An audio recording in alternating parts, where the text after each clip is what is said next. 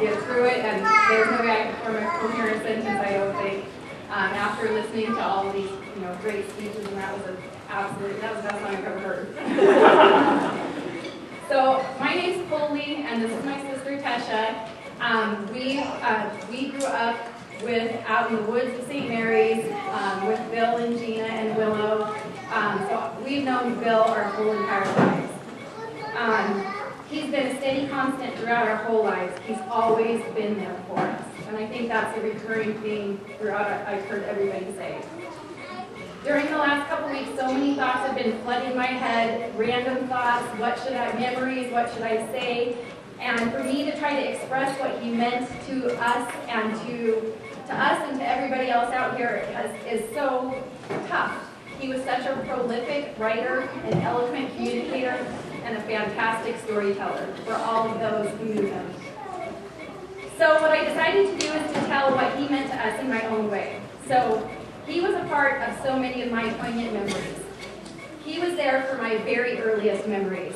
So some of my earliest memories were playing in mud puddles and in St. Mary's in the warm summer days with my friend Willow and my friend Kendra, just getting dirty as all get out. We also had fond memories picking huckleberries up in the woods and then going back to Bill and Gina's cabin and making hand-cranked ice cream, which if any of you have ever made hand-cranked ice cream, it tastes so much better because of all the effort that you put into it. He was there encouraging us at talent shows at Pokey Creek, which there's a big Pokey Creek contingent here today too, which they should have been called talentless shows for us. Nobody wants, I'm glad those weren't on videotape.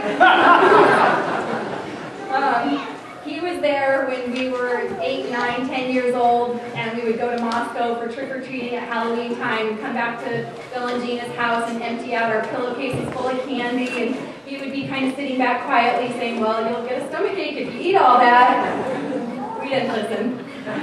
We should have. He was there at the Renaissance Fair, of course, every year, throughout. I went to college at U of I, so he was always there at the Renaissance Fair, running around with his cape on and his crown. That was always a big memory of mine. He was there when I graduated from college. He was our photographer when we graduated from college, and he was there at my wedding. So, he's really been there at really high pivotal points in my life. And so he's meant so much to me, but he was bigger than that. He always was there for so many people, and through his vision and his guidance, he's helped shape many and helped to shape a collective conscience in a positive way that will help to preserve his memory and transcend his time on earth.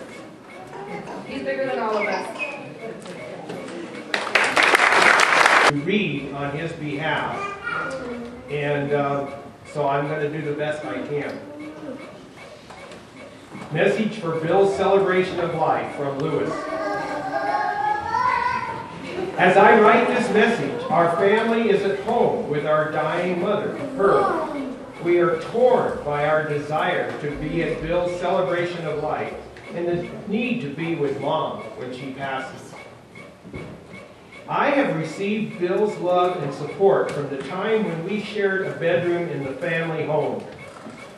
I am so very grateful for the example Bill gave me for how to live life fully.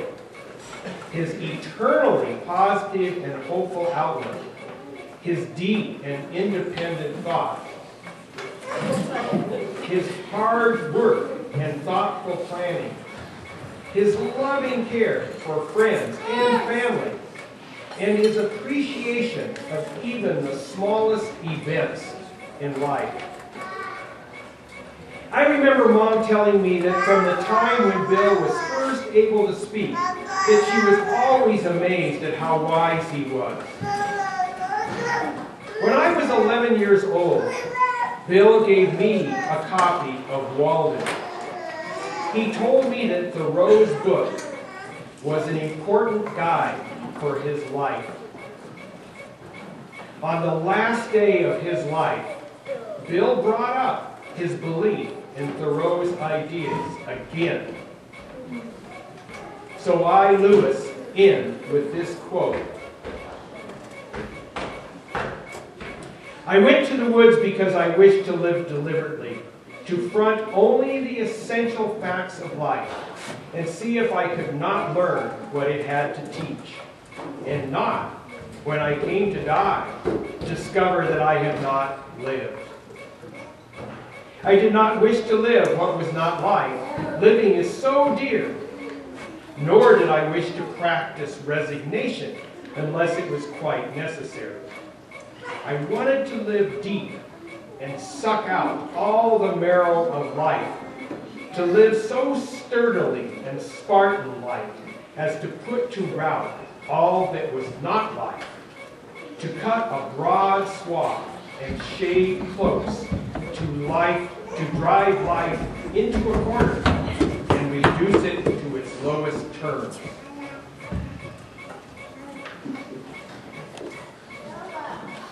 So that is the benediction from Bill's brother and from Bill there, I say. And I want to now give you all the opportunity to visit together, but I want to belabor how important it's going to be when Tom gets into the fifth room that you go up and take a friend, take a glass of wine, go up there and tell the stories that you want to share, that you would come up here to the microphone if I touch you, that you'd share with this great bunch of people from all over to honor Bill, to save for his family. So this cyber celebration, we want to get it on. So thank you so much. I want to particularly thank the 1912 Center and Jenny and her staff, in particular to Taylor, for helping us set this up as Bill would have wanted it.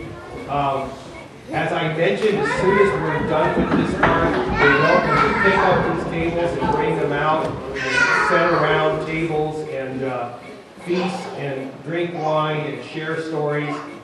Please be sure you take the time to, instead of signing a guest book as such, to fill out a sheet of your remembrances or your drawings or just anything that you want to share with the family so that the family can have it and preserve it forever from this very informal occasion. And so I think I've covered that all.